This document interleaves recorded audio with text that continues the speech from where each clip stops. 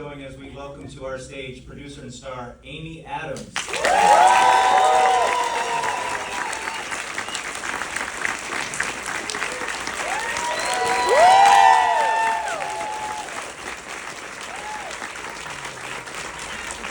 And moderating tonight's conversation with Amy, please also welcome film critic Scott Mance.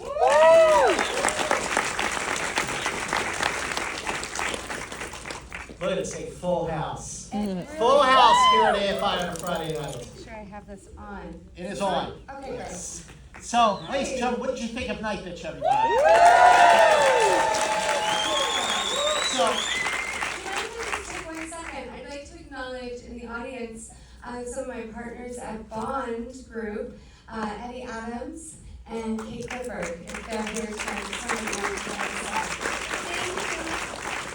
So I got to see the movie at the world premiere at the Toronto International Film Festival, that Saturday night premiere.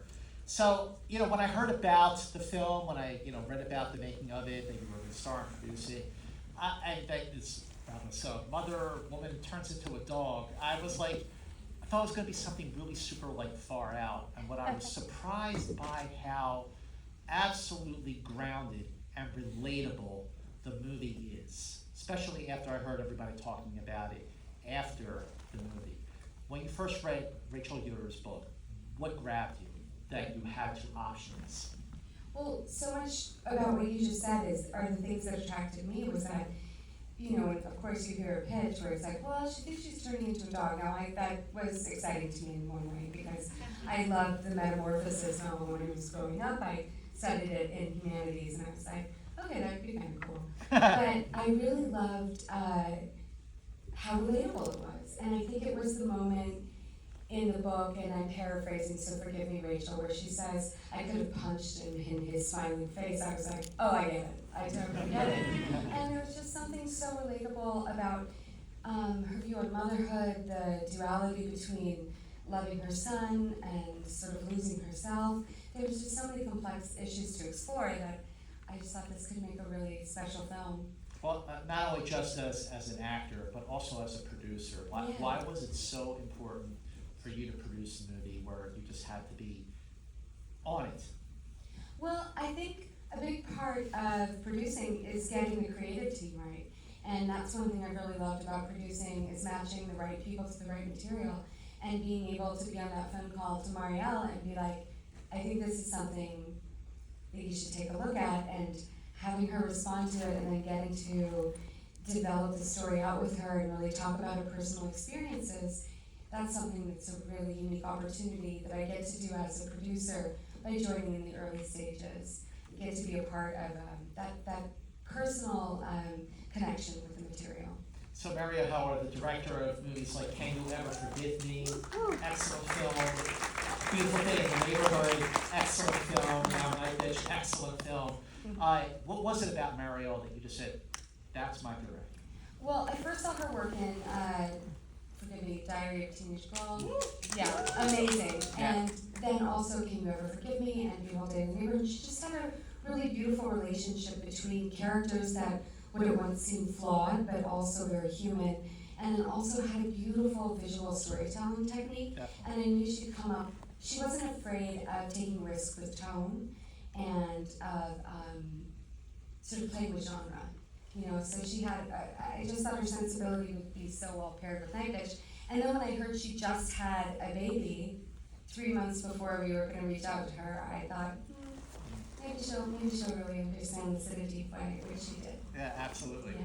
So in terms of, I always like to ask actors, like when I do these sort of Q&As, what was your approach, what were your points of connection, but rather than ask that, how did your own experiences with early motherhood inform your performance as mother in Nightbitch? Well, there were a lot of experiences that informed, but not only just being a mother, but being a woman, being human, and going through transformative periods of my life, or periods of my life where I've had struggles with identity, struggles with friendships, relationships, but then deeper as you go into the motherhood, it's that idea of responsibility and the idea of connecting with something sort of ancestral and feral, and it's really powerful and scary and new, and yeah, there was just so much to sort of, okay, forgive me because I'm going to make puns and it's not on purpose. There's just so much to dig into, lots to chew on. It just happens with this film naturally, and I would say that about other films, or with this film, it just becomes an endless string of puns. I apologize. When I think about your career, the films, the roles you played, the range, Enchanted, Rival, Nocturnal Animals, yes.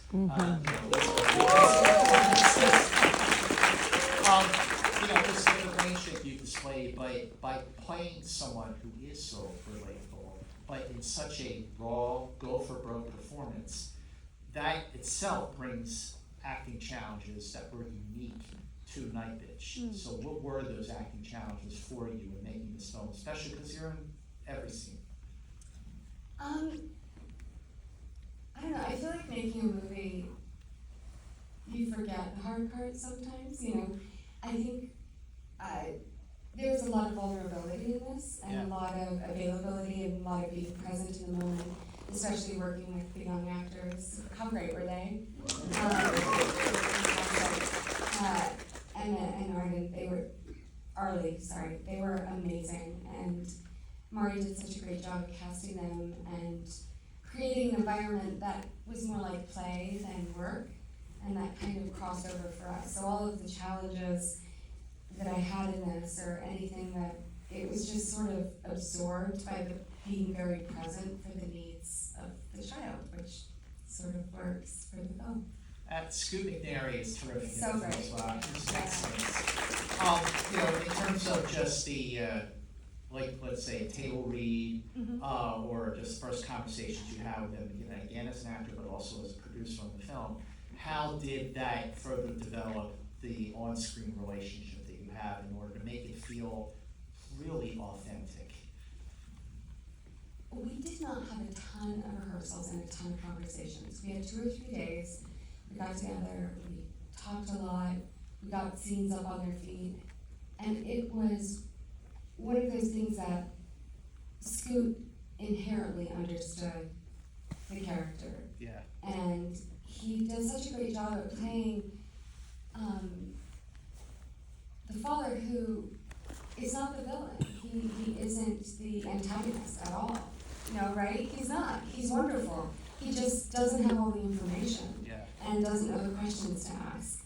And they're having a real problem with communication in their relationship and living very disparate lives. And what I love about what he brings to it is when he finally does unleash, his concerns are also valid, and it's very true to relationships and so identifiable. And also, I want to wring his neck when I'm, but that's relationships. Like, he can be flawed and also, he can be lovely and also be wrong. Okay, that sounds too personal. I was like, wait, why did I switch that? But no, he can be flawed but also be loving and invested. And I think once they're honest with each other, that's how they come back together, is through honesty and accountability, both of them. And that moment where they do come together, that moment when he says, I fucked up, really does sort of bring, they come back to a moment where they're able to move forward again. It's really, really a beautiful moment. But there are really great scenes that the two of you have, right before you split. So I would love to hear about filming those scenes, because the dialogue, again, just feels so authentic. The performances feel so real. Did you do a bunch of takes, or did you both get it pretty quick? I think we did a fair amount of takes. But I think we both, through our conversations and through the development conversations with Mari, there was just such a deep connection with the material. Scoot's a father, I'm a mother, we've both been in relationships. We really understood sort of the conflict and the fragility of that moment. And it was something that we both really wanted to get right, and really spent a lot of time individually and a lot of time on the day talking about, thinking about, and really being there for each other in execution. After producing Disenchanted, which, I mean, I love those movies, but also now producing this, what did you love about producing? What were the challenges for you as a producer? What did you sort of take away from the experience producing? Yeah, I think, like I said, my favorite part of producing in my current, in its current iteration, my current role in it, is really bringing creatives together. Matching material with the creative individuals. That's what I really enjoy. And finding the material and the team of people to put with the material. That to me is just so much fun, and endless possibility of what can be created in that space.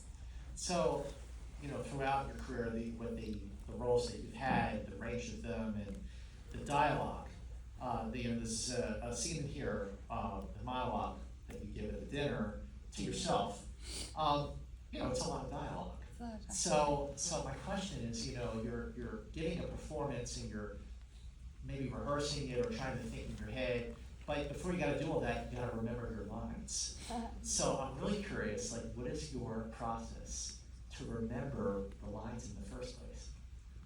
I don't know. I mean, some lines come to me more easily. They're more, they sit different sort of with my natural speech pattern. I think this dialogue really matched with my natural speech pattern. I think Mari, having talked to me so much, she sort of understood where to put this. And having talked to Mari, sometimes as an actor, when you have a director that has such a personal relationship with the material, you can hear their voice as well. And so that's one thing I know I thought about Mari a lot. And Rachel as well, who has such a strong narrative inside of the book. So that helps, is putting it in there, thinking of them, thinking of how they feel about it, not paying attention to the words as much, but I remember that scene. It was actually a little tricky because it was kind of loud and there was nowhere quiet to be.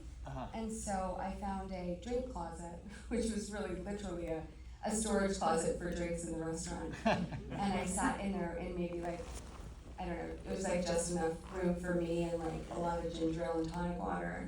And in between takes, until we finished my coverage, I would just go in there and be quiet so I could stay in the right space, because I really wanted to make sure and communicate everything Mother was going through. And there's a lot of flips and realizations, a lot of things I just wanted to make sure and execute correctly. Or not correctly, but truthfully. Yeah.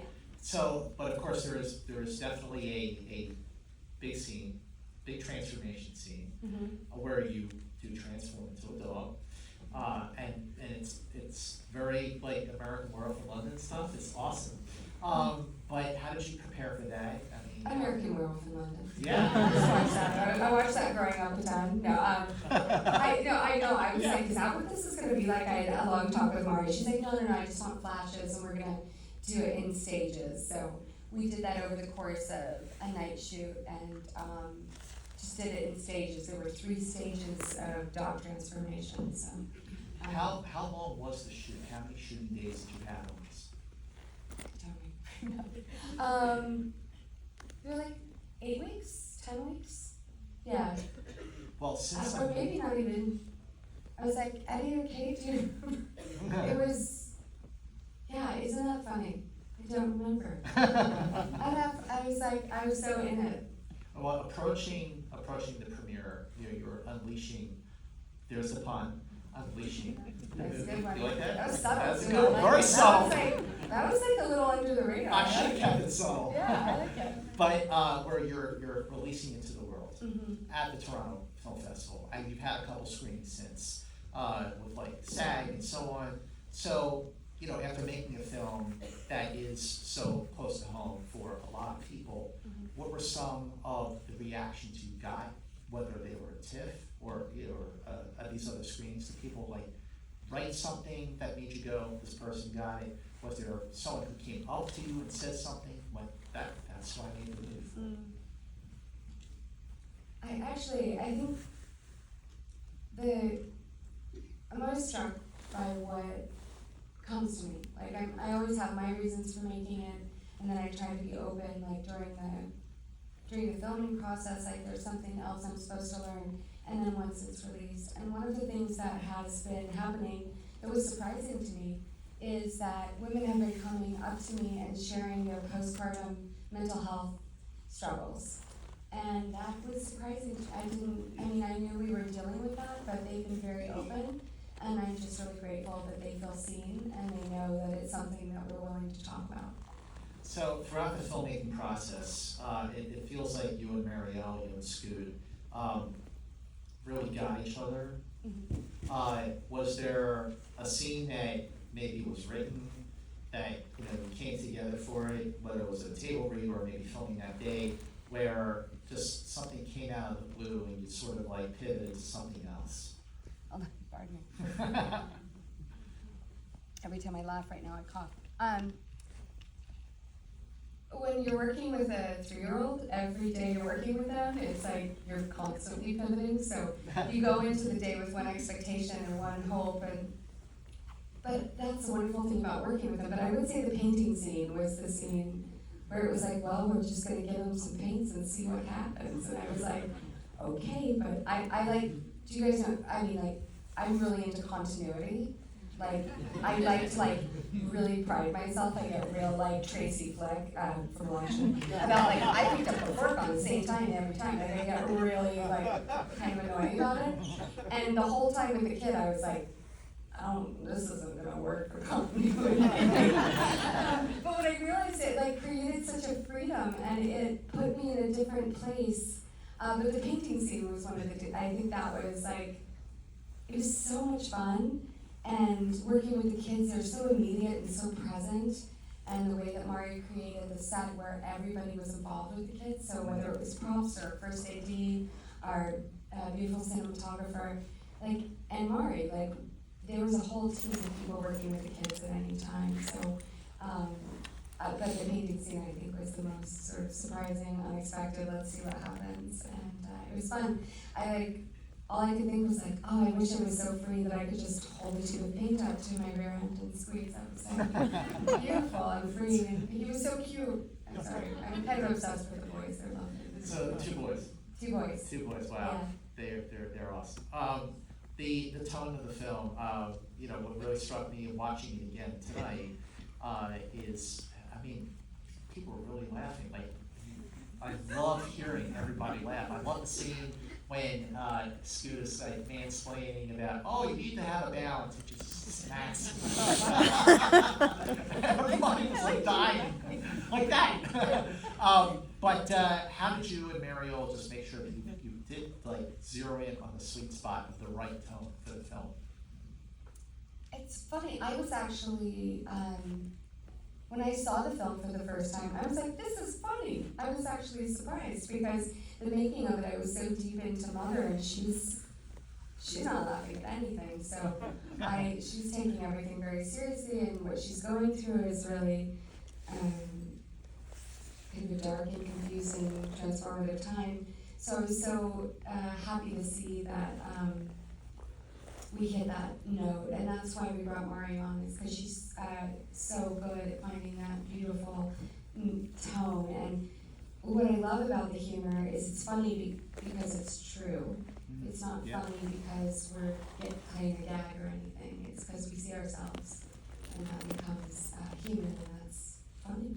When I was after the Toronto premiere, you go on to the next movie, and we're all standing in line. And we're like, I just saw Nightbitch, and one of the journalists, I forget her name, darn, and she goes, I felt seen.